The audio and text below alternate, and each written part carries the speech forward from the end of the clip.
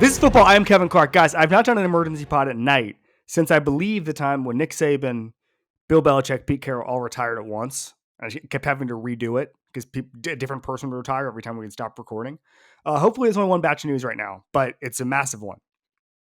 Micah Parsons is a Green Bay Packer, ending one of the strangest sagas in recent football history. We all thought that we were going to go through the same media song and dance that Dak Prescott went through, and CeeDee Lamb went through, and Zeke Elliott went through, although that involved going to Cabo. Zach Martin. Emmitt Smith, 35 years ago, missed games, but he got signed. And yet it ends differently. Partially because I think Micah Parsons is the first guy who didn't want to do the pro wrestling script. He looked at the script and said, I don't want to do it. He wanted to play the game. He didn't want to be a pawn in Jerry's headline-seeking game. What do the Packers get? The best statistical pass rusher in the sport. Highest pressure rate last year of anybody. When he came back from injury in week 10, from then on, he had 50 pressures, 11 more than any other player. And he led the NFL from then on in sacks with 8.5. How about this, according to Next Gen Stats? He recorded an average time to pressure of 2.5 seconds from his injury return on, second quickest in the entire league. You don't want that on your team? You think you'd rather have Kenny Clark? PFF grades are not the be-all, end-all, but it's a snapshot, and Kenny Clark did have his worst graded season of his career last year. But let's. The worst thing for a fan base isn't the moments. Like, we concentrate a lot. Oh, the Bills got to 4 straight Super Bowls, didn't quite get there. That must be so heartbreaking. The Jets with Aaron Rodgers. The Falcons, 28-3. Oh, my heart breaks. Far worse than that is when an owner's ambition does not reach your own. And a lot of smart football people, Jimmy Johnson, Kyle Shanahan, they've all been on record saying there's only like 7 or 8 teams trying to win a Super Bowl. And that changes depending on the year. Maybe you get a quarterback and you get dragged into that. And then you say, okay, we get bullied into spending more or whatever. We've seen that. There's about 20 teams where winning is incidental. And I think what happened to the Cowboys that is so frustrating is that they didn't know they were in the 20 incidental winners. They didn't know that they were in the 20 to 22 to 24 group of teams where the Super Bowl was not the priority. Now, in some buildings, saving money is the priority. In some buildings, job preservation is the priority. In the Cowboys' case, the priority is Jerry Jones. And people talking about Jerry Jones, people thinking that he is a football genius. Jerry Jones doesn't want to win a Super Bowl. Jerry Jones wants to win a Super Bowl in a way that everybody gives the credit to Jerry Jones.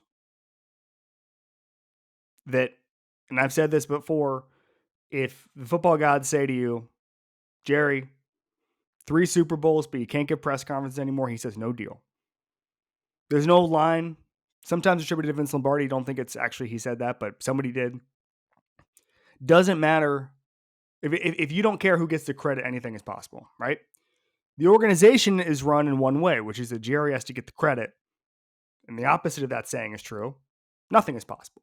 This is possible. 11-5, 11-6 is possible. 10 wins is possible. Brian Schottenheimer as head coach is possible. A defense that was awful last year and is going to get worse is possible. So that is what breaks my heart for Cowboys fans. I know that the Cowboys fans are not sympathetic figures by any means in the national media landscape, but you have an owner who talks like a team that prioritizes winning the Super Bowl and doesn't actually do it. Micah Parsons, 26 years old.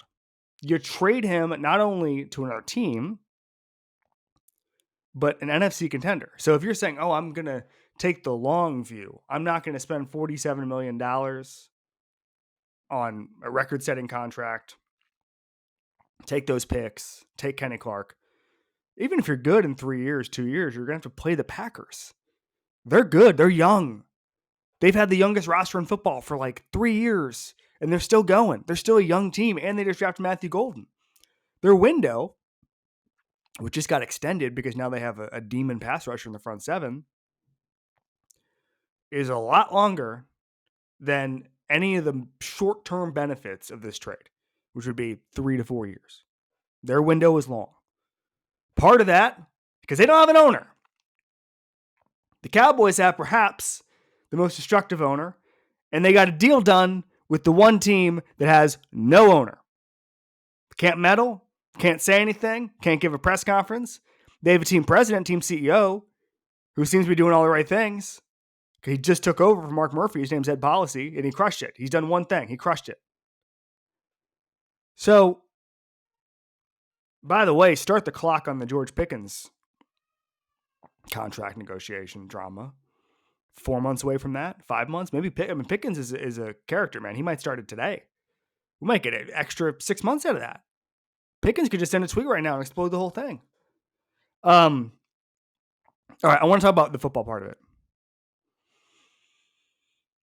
Is this the first successful trade request of an NFL star in history?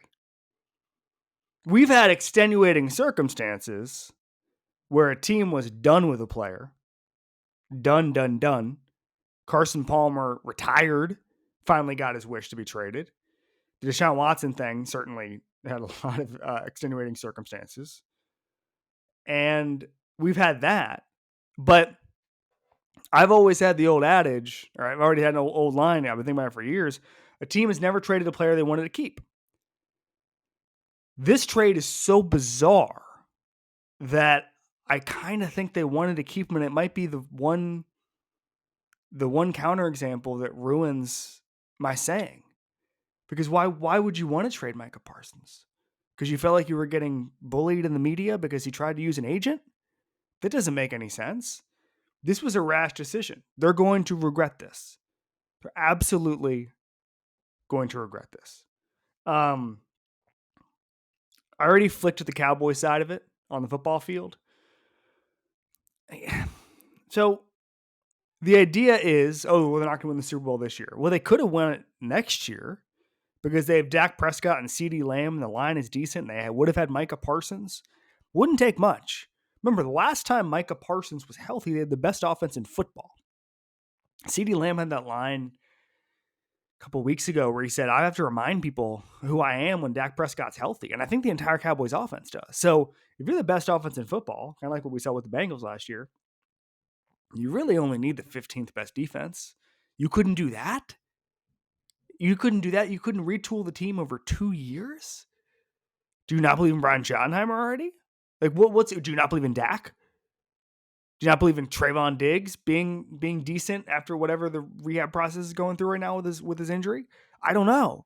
But it's really strange to be like, well, we're kicking the can down the road. You have a quarterback. The quarterback window, you have to act on it.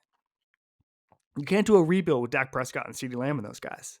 You have the capability. What they have the capability of is their offense is amazing this year, and there was a bunch of games because of their defense. And then you look back and you say, why the hell did they do this?